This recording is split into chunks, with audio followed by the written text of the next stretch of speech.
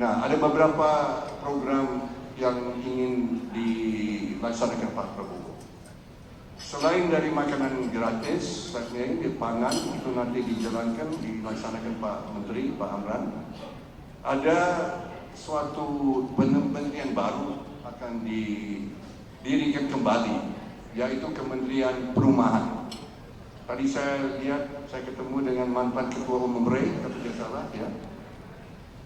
Salah satu program yang Pak Prabowo ingin jalankan, karena ini program sangat serius. Menurut pemerintah, saat ini ada hampir 11 juta keluarga menunggu rumah layak huni.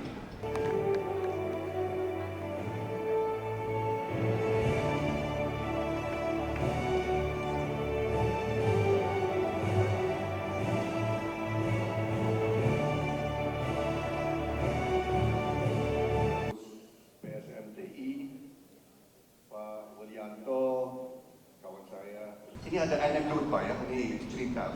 Saya sudah diproses 2 kali Pak. Saya pernah ikut serta proses swadaya sembada itu. Saya bersaksi tahun 84, 85. Saya seorang pengusaha sudah lama. Saya kira saya lebih tua dari banyak di sini ya. Mayoritas di sini itu bocah-bocil di sini saya lihat. Termasuk Pak Amran. Saya bersaksi Pak Menteri, tahun 85 Indonesia eksportir beras, antara lain ke negara-negara seperti Vietnam. Tahun 85 Indonesia membantu negara Vietnam dengan ratusan ribu ton beras. Tahun 85 itu 84,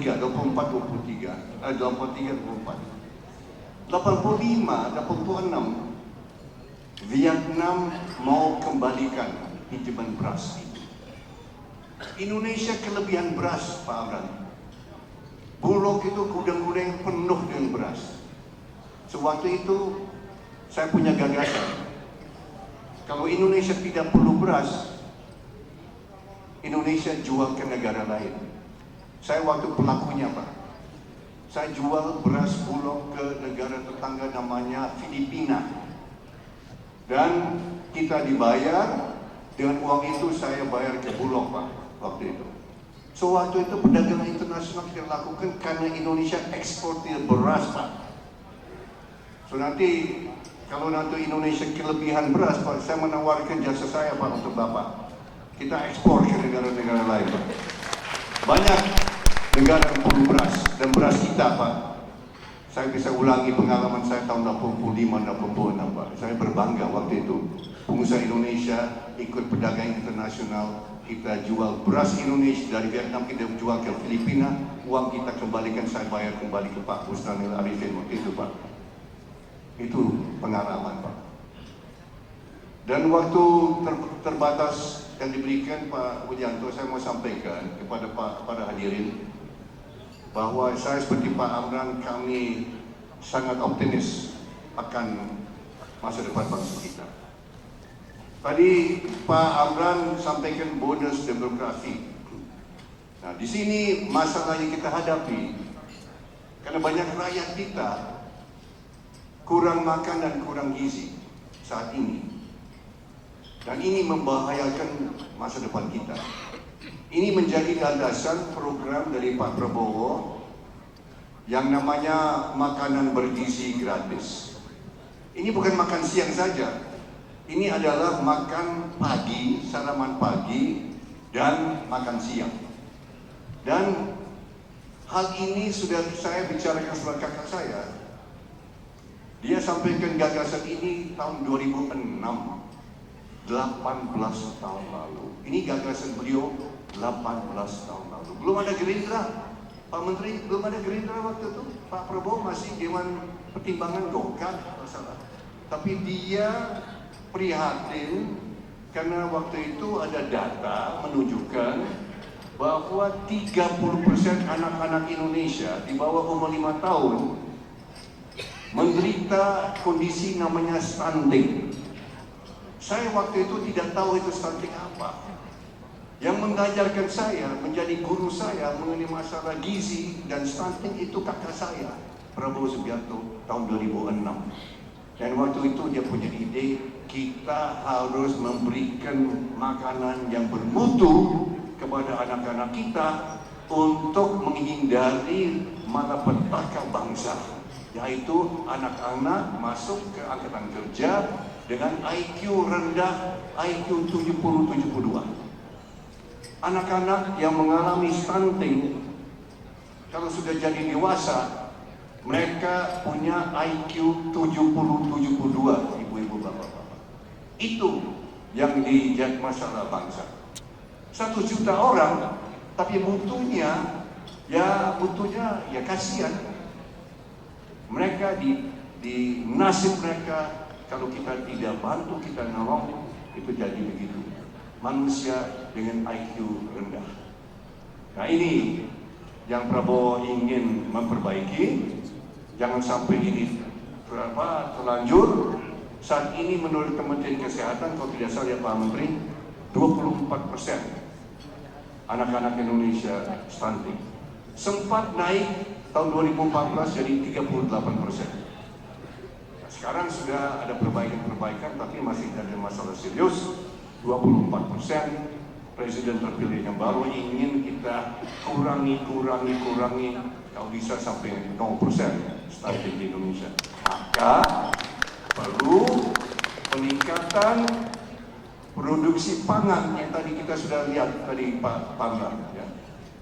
Saya bisa bersaksi bahwa Pak Amran, Pak Menteri ini adalah paling disayangi Pak Prabowo Subianto saat ini. Paling disayangi.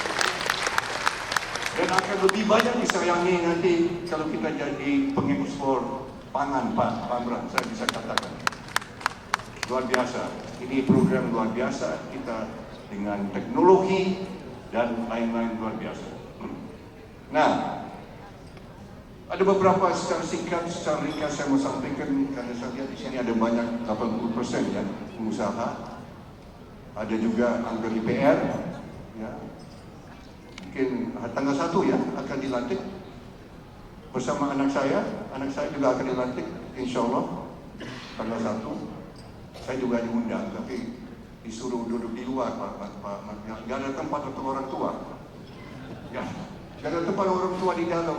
Lantik itu khusus untuk DPR.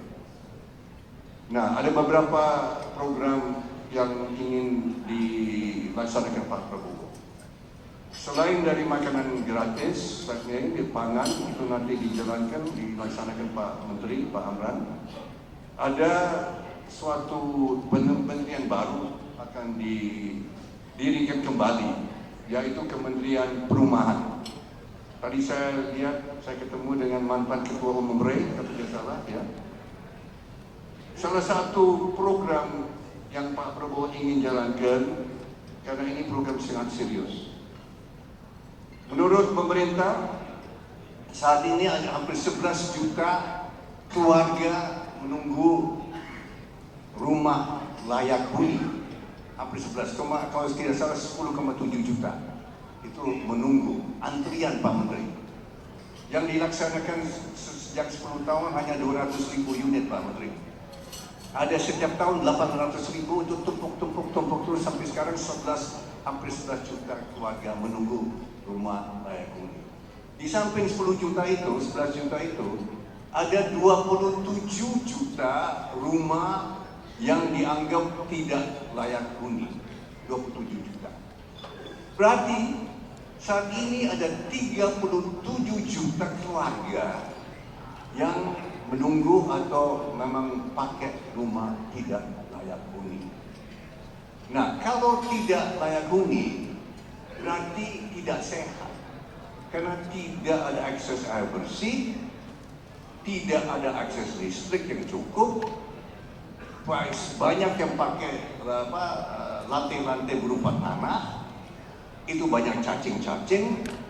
Ini bisa berakibat kepada anak-anak dengan stunting, karena stunting bukan hanya masalah gizi, tapi masalah lingkungan juga.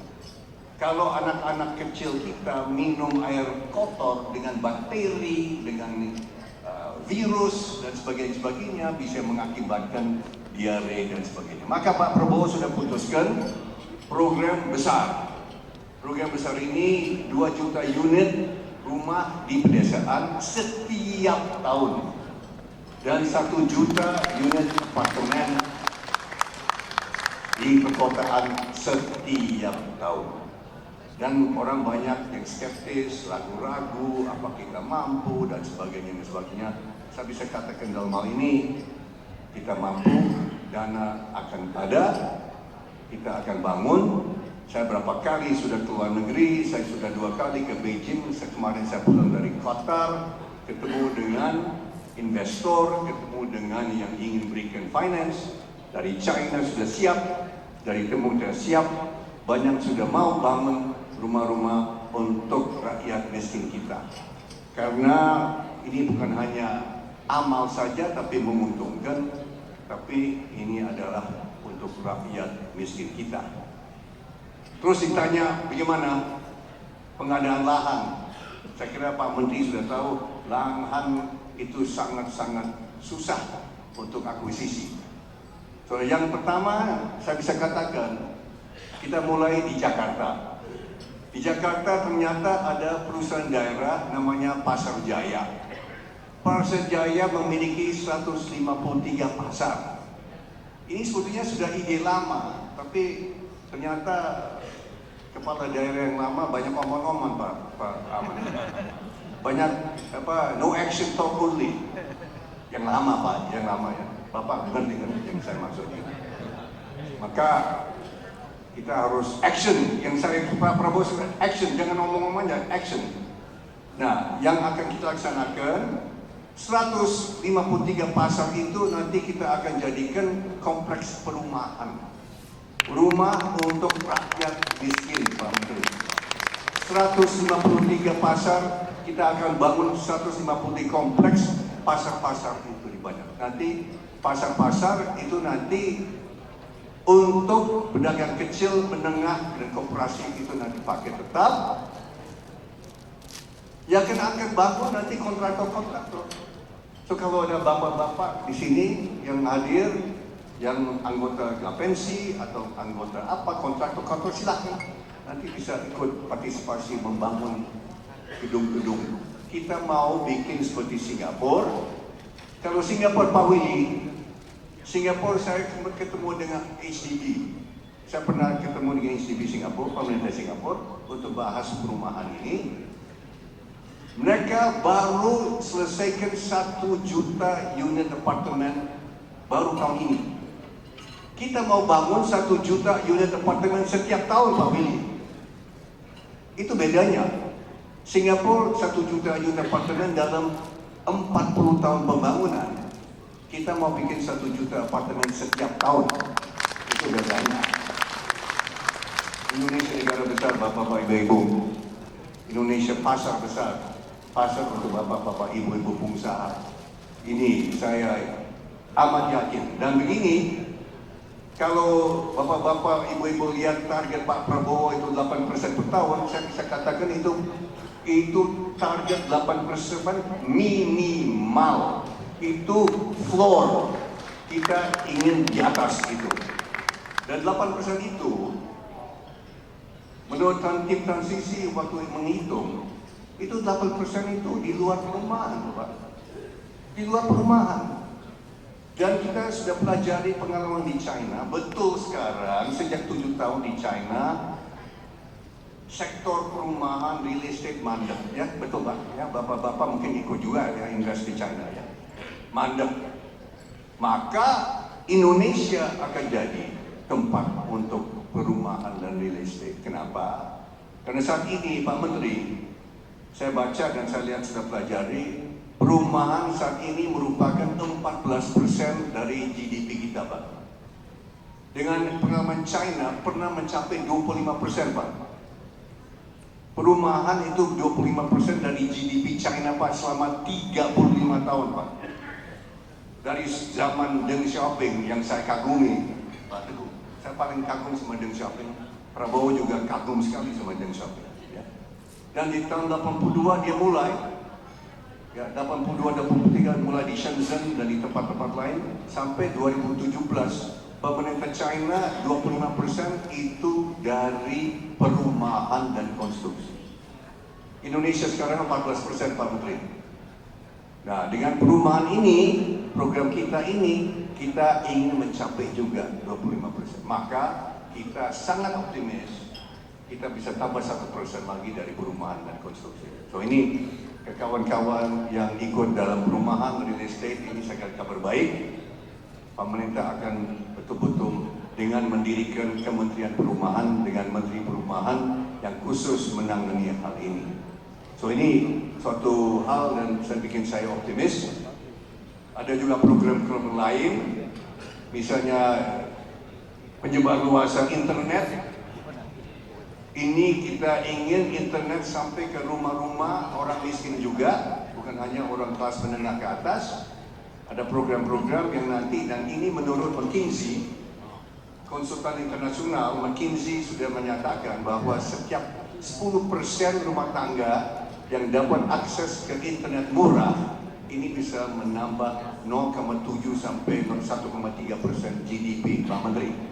So ini kalau kita tambah ini di atas perumahan dan 8%, saya kira kita sudah mendekati 10% growth setiap tahun, Pak. Dan saya yakin bisa 10-15 tahun kita bisa 10% ke atas itu.